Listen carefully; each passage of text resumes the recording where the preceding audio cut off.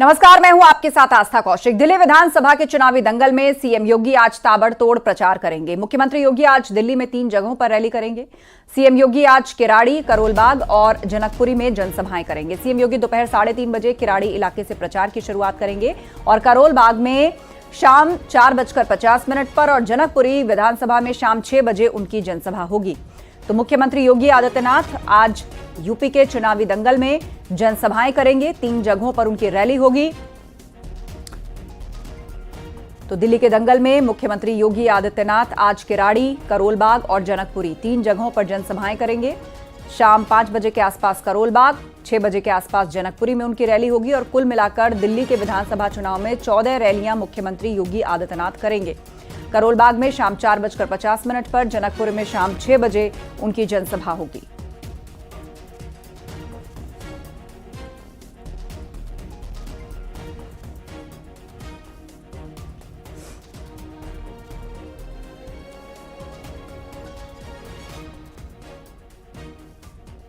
किराड़ी विधानसभा में दोपहर 3:30 बजे मुख्यमंत्री योगी आदित्यनाथ की जनसभा होगी। करोलबाग में शाम 4:50 पर उनकी जनसभा होगी। तो दिल्ली के जनकपुर विधानसभा क्षेत्र में शाम 6 बजे सीएम की जनसभा रखी गई है। कुल मिलाकर पूरी दिल्ली के चुनाव में उनकी 14 जनसभाएं होंगी, जिनमें से 3 जनसभाएं आज के दिन उत्तर प्रदेश के मुख्यमंत्री योगी आदित्यनाथ दिल्ली में करने जा रहे हैं।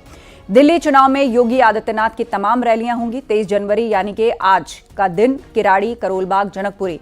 28 जनवरी को मुस्तफाबाद, गोंडा, शाहदरा और पटपड़गंज में उनकी जनसभाएं होंगी। उसके बाद 30 जनवरी को महरौली, आरकेपुरम, राजेंद्र नगर, छतरपुर, 1 फरवरी को पालम, ब्रजवासन और द्वारका में जनसभाएं करेंगे मुख्यमंत्री योगी आदित्यनाथ। तो कुल 14 रैलियां सीएम योगी की दिल्ली चुनाव प्रचार में होने जा रही हैं। इसके अलावा योगी की एंट्री को क्यों बीजेपी के लिए जीत की गारंटी माना जाता है, इसके बारे में आपको विस्तार से बताते हैं। दरअसल इसकी गवाही कुछ आंकड़े देते हैं। पिछले साल अक्टूबर में हुए हरियाणा चुनाव के दौरान योगी आदित्यनाथ ने कुल 14 सीटों पर प्रचार किया था। इनमें से 9 बीजेपी के खाते में गई, यानी कि स्ट्राइक रेट 64% से ऊपर, 64% से ऊपर स्ट्राइक रेट। जम्मू कश्मीर में भले ही बीजेपी सत्ता हासिल नहीं कर पाई, लेकिन यहां भी जिन 4 सीटों पर योगी आदित्यनाथ प्रचार के लिए गए, वो चारों बीजेपी जीतने में कामयाब रही, यानी सीधा सीधा 100% स्ट्राइक रेट। महाराष्ट्र विधानसभा चुनाव की बात करें तो यहां अलम यह रहा कि योगी आदित्यनाथ 18 जगह पर प्रचार करने गए और 17 सीटें बीजेपी को जिता गए और यहां स्ट्राइक रेट रहा करीब 95%। लोकसभा चुनाव के ठीक बाद हुए यूपी की 9 सीटों पर उपचुनाव के नतीजे भी गवाही देते हैं कि योगी कैसे बीजेपी के लिए उपयोगी साबित होते रहे हैं। उपचुनाव में 9 में से 7 सीटें बीजेपी के खाते में आई और यहां भी योगी आदित्यनाथ का स्ट्राइक रेट शानदार रहा। योगी की रैलियों की खास बात यह भी रही है कि उनके दिए नारे पूरे चुनाव की दिशा बदल देते हैं। महाराष्ट्र चुनाव में बटोगे तो कटोगे का नारा सबको याद होगा। पूरा चुनाव इस नारे के इर्द गिर्द घूमता रहा और इससे पहले योगी आदित्यनाथ अलग अलग मंचों से कई हिट नारे दे चुके हैं। मसलन नो कर्फ्यू, नो दंगा, यूपी में सब चंगा। समाजवादी पार्टी को घेरने के लिए दिया गया नारा ना रंगदारी ना फिरौती, यूपी नहीं किसी की बपौती, यह भी उनका एक मशहूर नारा रहा। इसके अलावा जिस गाड़ी पर सपा का झंडा समझो अंदर बैठा गुंडा और जहां दिखे सपाई वहां बिटिया घबराई, ये तमाम नारे खूब सुर्खियों में रहे हैं।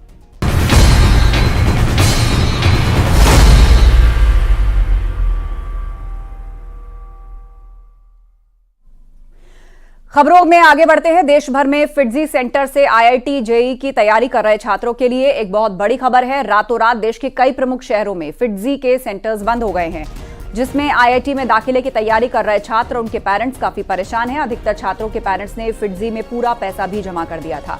जहां जहां फिटजी के सेंटर बंद हुए उनमें नोएडा, गाजियाबाद, मेरठ, भोपाल, ग्वालियर से लेकर जबलपुर, नागपुर जैसे प्रमुख सेंटर शामिल हैं। छात्रों और परिजनों को जैसे ही सेंटर बंद होने की जानकारी मिली, सभी लोग फिटजी सेंटर पहुंच गए और जमकर हंगामा किया। कई शहरों में छात्रों के परिजनों ने इंस्टीट्यूट के खिलाफ एफआईआर दर्ज कराई। अभिभावकों ने बताया कि 95% छात्रों की एडवांस फीस भी जमा है, जबकि कोर्स अभी तक सिर्फ 40% ही हुआ है। हमारी फीस वापस की जाए या फिर 60% कोर्स को पूरा करवाया जाए। और इस बीच न्यूज 18 की टीम ने भी फिटजी प्रबंधन से संपर्क करने की कोशिश की है ताकि उनका पक्ष मिल सके और जैसे ही फिटजी प्रबंधन का कोई पक्ष मिलता है उसे हम दर्शकों तक जरूर पहुंचाएंगे। तो फिटजी के खिलाफ एफआईआर दर्ज कराई गई है। पेरेंट्स परेशान है, बच्चे परेशान हैं क्योंकि 40% कोर्स ही कोचिंग में पूरा हुआ है। उनकी मांग है कि या तो बचा हुआ पैसा वापस हो, नहीं तो बाकी का कोर्स कंप्लीट कराया जाए। वहीं दूसरी तरफ न्यूज 18 ने फिटजी के मैनेजमेंट से बातचीत की कोशिश की है। उनके जवाब का इंतजार है। उनका पक्ष क्या है, जैसे ही प्राप्त होता है हम आप तक जरूर पहुंचाएंगे। अब आपको बताते हैं कहां कहां बंद हुए हैं फिटजी सेंटर। नोएडा सेक्टर 62 का फिटजी सेंटर बंद कर दिया गया है। इसके अलावा गाजियाबाद के आरडीसी में भी एक फिटजी का सेंटर है, उसको भी बंद कर दिया गया है। मेरठ के मंगल पांडे नगर में फिटजी का सेंटर बंद हो गया है। भोपाल के एमपी नगर में भी एक सेंटर है, उसको भी बंद कर दिया गया। इसके अलावा इंदौर, ग्वालियर, जबलपुर के सेंटर्स भी बंद हो गए हैं। नागपुर और जयपुर के भी फिटजी सेंटर बंद कर दिए गए हैं। तो साथ ही वाराणसी के महमूदगंज में भी फिटजी का एक सेंटर था, उसको भी बंद कर दिया गया है।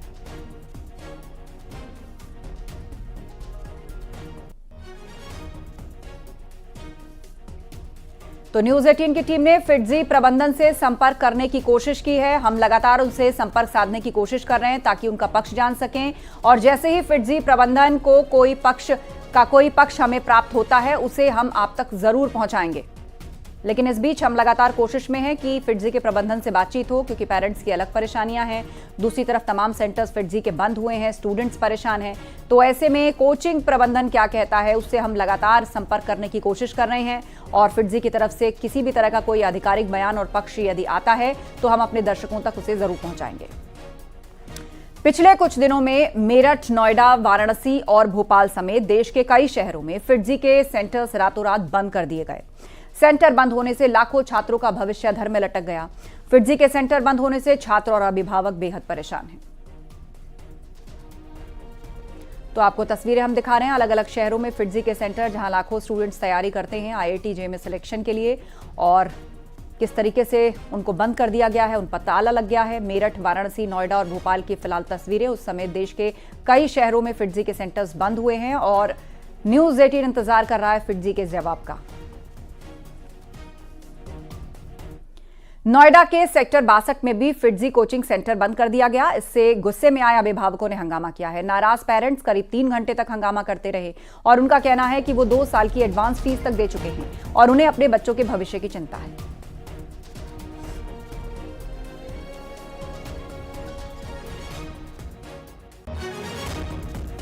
देश भर में बंद हो रहे फिटजी इंस्टीट्यूट की ब्रांचेस के बाद पेरेंट्स में रोष है, और इस वक्त हम नोएडा के सेक्टर 62 में मौजूद हैं और यहाँ पर भी एक इंस्टीट्यूट है, और आप देखेंगे ये भी इंस्टीट्यूट पूरी तरीके से बंद है। फिटजी में फिलहाल यहाँ पर सुरक्षा के लिहाज से एक गार्ड मौजूद है, और बताया जा रहा है इसे मंगलवार से पूरी तरीके से बंद कर दिया गया है। इसके तमाम टीचर्स सामने एक और इंस्टीट्यूट है वहाँ पर शिफ्ट हो गए हैं। इसके बाद पेरेंट्स को ये मैसेज किया गया कि वो अपने बच्चों को सामने के इंस्टीट्यूट में पढ़ा ले। फिलहाल जो पेरेंट्स हैं उनका ये कहना है कि हम लोगों से जो फीस है वो पूरी ले ली गई है, जो लाखों रुपए में है, और इसके अलावा 40% पढ़ाई पूरी नहीं की गई, लेकिन फीस जो है 90, 95 या 100% तक ले ली गई है। और ऐसे में बच्चों का भविष्य अधर में है। एक तरफ जहाँ पूरे पैसे पेरेंट्स दे चुके हैं, लाखों रुपए फीस होती है, दूसरी तरफ भविष्य अधर में है, लिहाजा वो न्याय की गुहार लगा रहे हैं। जिला प्रशासन से बात की गई है, डीआईओ की तरफ से आश्वासन दिया गया है कि वो इस बाबत फिटजी के मैनेजमेंट से बात करेंगे। उधर वाराणसी में भी फिटजी कोचिंग की ब्रांच बंद हो गई है। महमूदगंज स्थित फिटजी की ब्रांच बंद हुई है, और लोगों के मुताबिक करीब 20-25 दिन पहले यह सेंटर बंद हुआ है।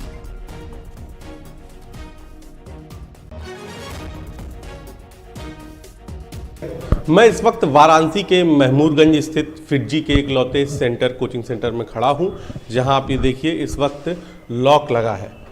ये पूरा दरवाज़ा लॉक है। आप साफ तौर पर देख सकते हैं फिटजी वाराणसी सेंटर ये महमूदगंज में है। महमूदगंज से जैसे आप रथ यात्रा से महमूदगंज की ओर बढ़ते हैं तो एक कार शोरूम के बगल में ये कोचिंग सेंटर स्थित है, लेकिन फ़िलहाल यहाँ पर ताला लगा हुआ है। आसपास के लोगों से जब बातचीत की गई तो पता चला कि करीबन 20 से 25 दिन पहले ही ये सेंटर बंद हो चुका है। ये सेंटर क्यों बंद हुआ, इसका जवाब देने के लिए यहाँ पर फ़िलहाल अभी कोई भी जो अथराइज्ड पर्सन है वो नहीं है, ना ही कोई स्टाफ है जो ये बता सके कि आखिर इतना बड़ा सेंटर अचानक क्यों बंद हो गया। देश भर में अचानक सेंटर बंद होने से जो इस स्टूडेंट्स हैं कंपटीशन की जो तैयारी करते हैं, उन स्टूडेंट्स को जो इस सेंटर से जुड़े थे उनको ज़रूर झटका लगा है। फिलहाल कई जगह पर कार्रवाई की मांग भी हो रही है, लेकिन अभी वाराणसी में इस सेंटर में फिलहाल सन्नाटा है। यहाँ किसी तरीके का विरोध या किसी तरीके का सेंटर बंद होने को लेकर जो प्रतिक्रिया है वो सामने नहीं आ रही है। लेकिन उधर मेरठ के मंगल पांडे नगर में फिटजी कोचिंग सेंटर बंद हुआ है। कोचिंग सेंटर में ताला डालकर करोड़ों की रकम लेकर सेंटर का संचालक फरार हो गए हैं, जिससे 500 से ज्यादा छात्र छात्राओं का करियर संकट में है। हर छात्र से 6 लाख रुपए की फीस वसूल की गई। कोचिंग सेंटर की फैकल्टी ने दूसरा सेंटर ज्वाइन कर लिया है। छात्रों के परिजन जिले के अधिकारियों के चक्कर लगा रहे हैं। देखिए, सबसे पहले फिटजी के सेंटर्स कई जगह बंद हुए आज से 6 महीने पहले। महाराष्ट्र में बंद हुए, पुणे में बंद हुआ। तो हमने यहाँ पे भी पूछा कि सर आपके 3-4 सेंटर बंद हो गए हैं, यहाँ तो बंद तो नहीं होने वाले हैं। तो उन्होंने कहा नहीं सर, फिटजी सेंटर प्रॉफिट में है, यहाँ बंद होने का कोई सवाल नहीं है, आप पढ़ाते रहिए। हम फीस जमा करते रहे। मैंने खुद 6 लाख रुपए अपने जमा कर चुका हूँ और 71,000 रुपए अभी बाकी है। फिटजी सेंटर जो मेरठ में प्रतिष्ठित सेंटर था वो शट डाउन कर दिया इन्होंने। शट डाउन होने के पीछे क्या था, 4 दिन पहले पूरी फैकल्टी ने मास रिजाइन कर दिया। उससे पहले यदि 5 महीने या 6 महीने से कोई प्रॉब्लम चल रही थी, किसी पेरेंट्स को, किसी बच्चे को, किसी को फेवर में नहीं लिया कि भाई इस तरह की हमारी प्रॉब्लम चल रही है या हमें तनख्वाह नहीं मिल रही है या जो भी कुछ था, आए रिजाइन करके चले गए। जब वहां जाकर पता चला कि जो तो टीचर ही नहीं है कोई भी। उधर मध्य प्रदेश के भोपाल में भी फिटजी सेंटर बंद होने से अभिभावक और छात्र परेशान हो रहे हैं। अभिभावकों ने इसकी शिकायत भोपाल कलेक्टर से की थी, जिसके बाद भोपाल कलेक्टर ने कोचिंग क्लास का खसरा निरस्त करने के आदेश दिए, लेकिन 700 अभिभावकों को फीस वापस नहीं मिली। अभिभावकों ने बड़े भ्रष्टाचार का आरोप लगाया। वहीं फिटजी कोचिंग इंस्टीट्यूट में फैकल्टी रहे के पांडे ने कहा वो खुद चाहते हैं कि बच्चों को न्याय मिले और पेरेंट्स को उनका पैसा वापस मिले, लेकिन मैं सिर्फ बच्चों की मदद ही कर सकता हूं। फीस के सिलसिले में वहां का मैनेजमेंट तय करेगा। फिटजी जो भोपाल सेंटर है वो दिल्ली से गवर्न होता है, तो हमने एफआईआर भी करी एमपी नगर थाने में और कलेक्टर साहब को भी हमने ज्ञापन सौंपा है। तो कलेक्टर साहब ने तुरंत कार्रवाई करते हुए उनका गुमाश्ता या शॉप एक्ट लाइसेंस रद्द कर दिया है भोपाल का, लेकिन फिर भी अभी भी कोई आश्वासन कहीं से भी नहीं मिल रहा है कि क्या करें। और जो सेंटर हेड है आज के पांडे, वो कुछ भी जवाब देने के लिए सक्षम नहीं है। बिल्कुल होनी चाहिए, बिल्कुल इवन है ना, थोड़ा जल्दी इस पे एक्शन होना चाहिए, नहीं तो फिर बाद में तो और मुश्किल होगी। तो जल्दी कुछ एक्शन होने चाहिए, पुलिस को थोड़ी कड़ी कार्रवाई करनी चाहिए ताकि जल्दी से जल्दी कुछ वो होए। पेरेंट्स का कंसर्न सही है और उनका काफी पैसा उनका जमा हुआ है फिटजी में, उनको मिलना भी चाहिए। बट इसमें दिक्कत ये हो गई है कि जो रिस्पॉन्सिबल था यहाँ पर, हाँ, दिसंबर के मंथ में ही सब टीचर्स को इकट्ठा करके जो की टीचर्स थे और एक नई कंपनी खोल ली। फिटजी कोचिंग सेंटर का एक बड़ा घोटाला सामने आया है, जिसमें भोपाल सेंटर सहित देश के तमाम सेंटर अचानक से बंद कर दिए गए और जिसमें करीब 700 छात्रों का भविष्य अंधकार में आ गया है। पेरेंट्स का कहना है कि हमारे बच्चों के भविष्य के साथ खिलवाड़ किया गया है फिटजी कोचिंग सेंटर ने, और इसको लेकर करीब 700 करोड़ रुपए का पूरा मामला सामने आ रहा है। जो फिटजी सेंटर के संचालक हैं, उन्होंने छात्रों को फिलहाल देने से बंद कर दिया है। इसी की शिकायत भोपाल के कुछ पेरेंट्स ने कलेक्टर से और कमिश्नर से शिकायत दर्ज की है और एफआईआर दर्ज कराई है। मांग की है कि बच्चों के साथ जो खिलवाड़ किया गया है, साथ ही जो फीस रिफंड नहीं कर रहे हैं, वो हमारी फीस रिफंड की जाए, जिससे ताकि हम अपने बच्चों को बेहतर भविष्य किसी दूसरे कोचिंग सेंटर में दे सके और जो संचालक हैं, यहाँ की फैकल्टी है, उनके खिलाफ सख्त से सख्त कार्रवाई की जाए।